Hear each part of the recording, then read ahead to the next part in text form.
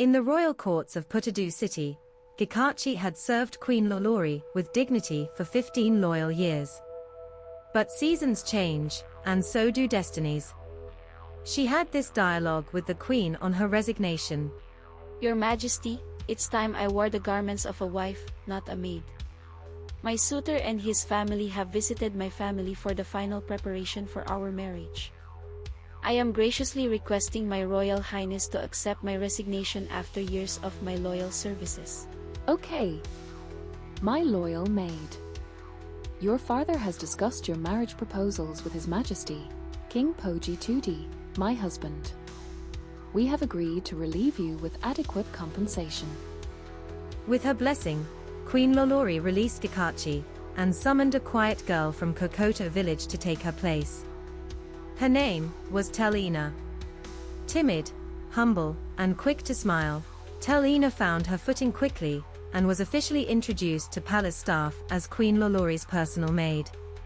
Within months of assuming her new roles, she earned the Queen's trust, love and favor. And to encourage her further, Queen Lolori assured her of honoring any of her requests. Telina instantly requested for the visit of her mother from Kokoto village. As a token of gratitude, the Queen invited Telina's mother, Madame Udimo, to dine at the palace with the royal family. For a village widow, it was a gesture beyond her wildest dreams. The announcement of Prince Ayana's return from Europe after completing his studies was made during the dinner. Preparations echoed through the halls for the return of Prince Ayana, the heir to the throne, educated overseas, refined and expected to marry nobility. Khalida, his betrothed wife, was moved in to live in the palace before Prince Ayana's arrival. A bride had been chosen for him. But barely a month into her stay at the palace, scandal struck.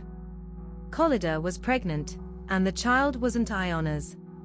A royal nurse attached to the palace whispered the diagnosis into Queen Lolori's ears, and the queen alerted the king. Khalida was summarily expelled from the palace and banned from its vicinity.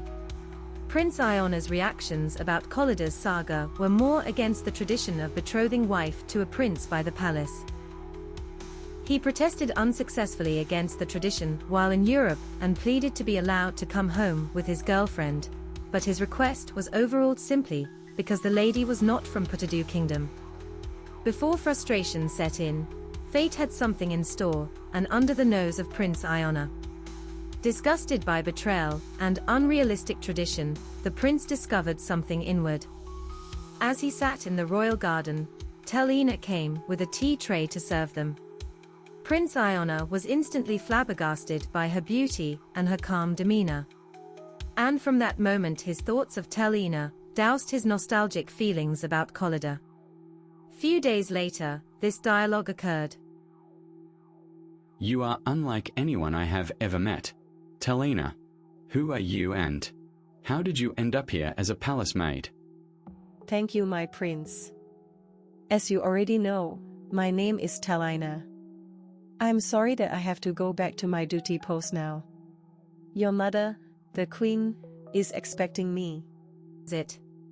Prince Ayana's feelings for Telina grew by the day, and Telina knew it. It was love at first sight, in the royal garden. Their love blossomed in secrecy, but secrets never stay buried for long. Telina's response was equally spontaneous. She became fond of sneaking out from the maiden's room at night to be with the prince. The secret relationship was blown open by a jealous maid, who hid behind the curtain of the guest room to catch them holding hands and smooching. The jealous maid exposed her discovery to her colleagues, and they went to Queen Lolori to report Telina frolicking with the prince in this dialogue. Your Royal Majesty, we have a report here that may not be good for the palace. Can we be permitted to give the report? Yes. You have my permission. Give it. Your Royal Majesty, there is something going on between Telina and your son, Prince Ayana. Telina is seducing the prince. What? How did you all know about it? And for how long has it been going on? Your Royal Majesty. I caught them last night, holding hands and smooching in the guest room. For some time I discovered that Telina was sneaking out at night from our room.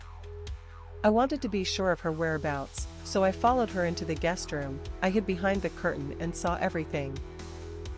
Lolori called a palace guard and ordered him to fetch Telina immediately. Poor Telina could not find answers to the Queen's barrage of questions, nor could she deny the accusation.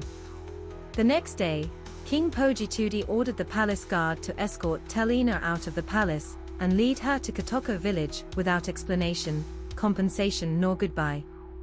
Queen Lolori and her son, Prince Ayana, were locked in this dialogue that ensued after Telina was expelled and banned from the palace.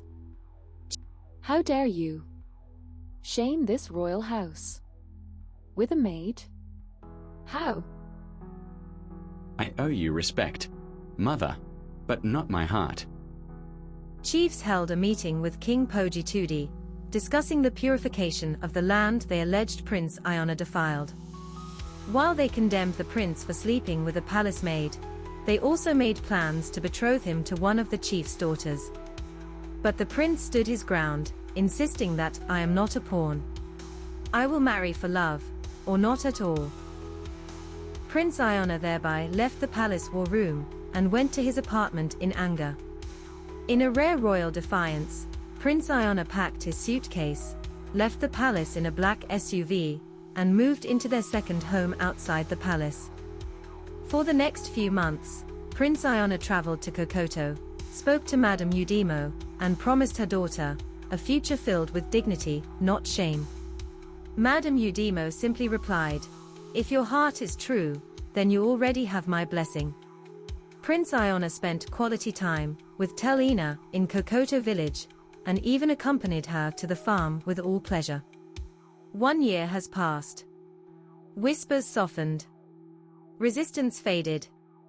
And the royal council relented and pleaded with the prince to return to the palace. The prince gave one condition for obliging the plea to return to the palace: that he be allowed to choose his wife without interference. The condition was accepted and approved. Prince Ayana returned home, not as a rebel, but as a man ready to crown his queen. A few days later, Prince Ayana announced to the king and the queen that he was in a relationship with a lady from Putado Kingdom. He confirmed his decision to marry her. In her joyful euphoria, Queen Lolori muttered, "What are we waiting for? Let's throw a dinner banquet for the unveiling of the future queen." As the royal family agreed to throw a banquet to welcome Prince Ayana's fiancée, the prince requested that the traditional marriage ceremony be held during the banquet. His parents gladly approved their son's request. Prince Ayana planned with Telina to invite her mother and members of her family to the banquet, where the traditional wedding will be performed and Telina's true identity will be revealed after the ceremony. D-Day came and Telina was transformed by beauticians. She was beyond recognition except by the prince. She was dressed in a golden royal gown, and beauticians adjusted coral beads and golden necklaces on her collarbone. The banquet hall was filled with dignitaries, chiefs, community leaders, government officials and invited guests. There was much to eat and drink. The traditional wedding ceremony was well applauded by all and sundry. Then suddenly, Prince Ayana rose to his feet and announced that he and his newly wedded wife should be excused for a few minutes while they changed their attire in an inner chamber. The celebrated couple returned with Prince Ayana holding the hands of a palace maid dressed in palace maid uniform of yellow blouse and blue skirt. And one of the maids, the one who earlier spied and reported Telina, screamed out, "She is Telina." Prince Ayana led Telina to the royal throne and said to his mother, "Mother, do you recognize this new queen to be standing with me now?" Well, well, well. What else can I say? She is Telina. She is now the maid who came to dinner, and who would one day sit on my throne. Congratulations to both of you. Her journey began with dust on her feet and trays in her hands. But Telina's love, courage, and grace changed the palace forever. Not by bloodline, but by destiny. Thanks for watching The Maid Who Came to Dinner Part 1 and 2. Watch out for another true life story video next week. Please like, share, comment, and subscribe. Goodbye for now.